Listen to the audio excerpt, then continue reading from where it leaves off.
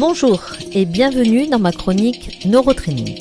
Aujourd'hui, nous allons nous intéresser aux messages que nous délivre notre corps. J'ai la rate qui se dilate, j'ai le foin qui est pas droit, j'ai le ventre qui se rentre, j'ai le pylore qui se colore, j'ai le gosier anémié, l'estomac bien trop bas et les côtes bien trop hautes, j'ai les hanches qui se démangent, j'ai l'épigastre qui s'encastre, l'abdomen qui se démène, j'ai le thorax qui se désaxe, la poitrine qui se débine, les épaules qui se frôlent, j'ai les reins bien trop fins, les boyaux bien trop gros, j'ai le sternum qui se dégomme et le sacrum c'est tout comme, j'ai le nombril tout en vrille et le coccyx qui se dévisse.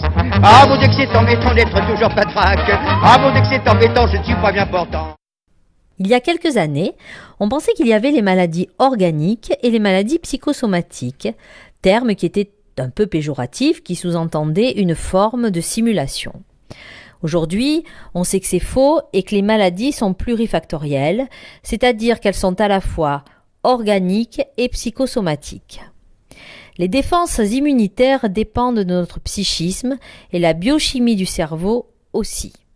Il y a deux possibilités d'envisager une bonne santé.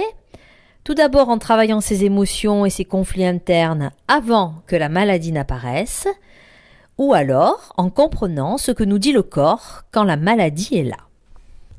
Alors la première question qui vient à l'esprit, Christine Bartoli, c'est comment expliquer le lien entre le corps et l'émotionnel ?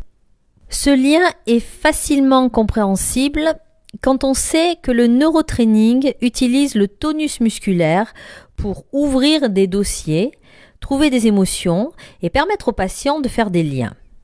Le corps sert de communication avec le psychisme du patient. Eh bien, cela marche aussi en sens inverse. Lorsque les somatisations apparaissent, le corps nous parle, nous dit des choses, et si on les entend ou qu'on les comprend, en trouvant là où les émotions associées, ainsi qu'à quelle période de la vie cela fait référence, les somatisations n'ont plus de raison d'être et donc disparaissent, ainsi qu'à la période de la vie à laquelle cela fait référence.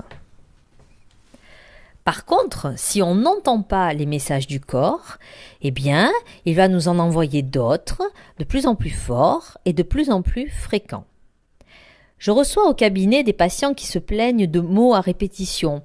Angine, maux de tête, fractures, dépression, peur. Tout le travail consiste à trouver ce qu'exprime par son corps le patient, ce qu'il n'arrive pas à exprimer par des mots ou toute autre forme de symbolisation, comme le dessin ou l'écriture par exemple. L'origine de ces pathologies est diverse.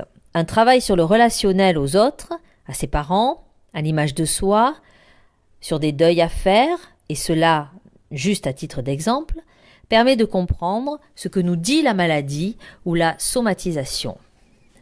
Je vais préciser ici la différence entre maladie et somatisation. Dans la maladie, il y a une atteinte organique. Dans la somatisation, il n'y a pas d'atteinte organique. Exemple, si on souffre de maux d'estomac et qu'on fait une fibroscopie, s'il y a une maladie, on va découvrir un ulcère par exemple. Si c'est une somatisation, il n'y aura absolument rien.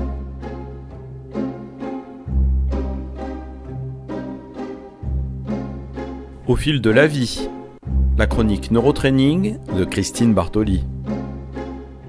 Est-ce que nous réagissons tous de la même façon ? Les maladies ou les somatisations s'installent lorsque des émotions sont mal gérées.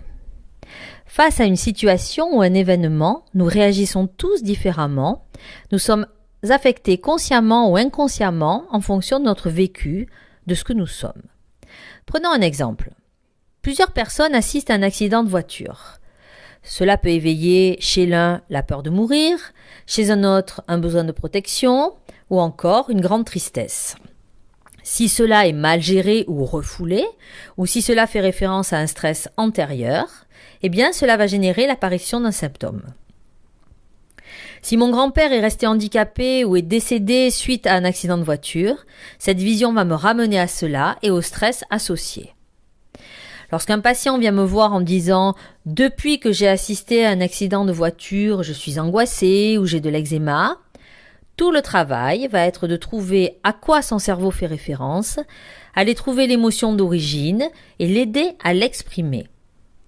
Il faut trouver le moyen de guérir les blessures intérieures. Nous voyons donc que nous ne réagissons pas tous de la même façon devant le même événement. toutes les somatisations veulent-elles dire la même chose ?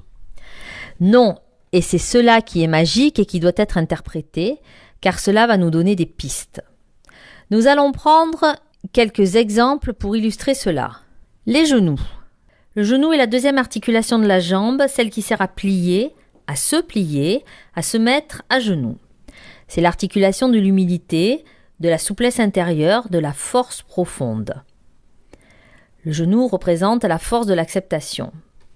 Donc, si nous nous retrouvons avec des problématiques de genoux, cela signifie que nous avons de la difficulté à plier, à accepter un vécu particulier.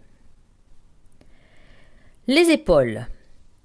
Les tensions que nous ressentons dans les épaules signifient que nous rencontrons ou ressentons des freins à nos désirs d'action. Nous nous sentons empêchés par manque d'assistance, par opposition extérieure. Les énergies ne peuvent donc pas passer dans les bras et se bloquent dans nos épaules. On se retrouve ainsi avec des trapèzes douloureux. Les problématiques aux épaules nous montrent donc des difficultés à agir. La gorge, les maux de gorge, les angines, sont ceux de l'expression. Qu'est-ce que j'ai en travers de la gorge ? Qu'est-ce que je n'arrive pas à avaler ?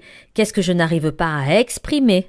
Extinction de voix, angine, avaler de travers, aérophagie sont les signes de notre difficulté à exprimer ce que nous pensons ou ressentons.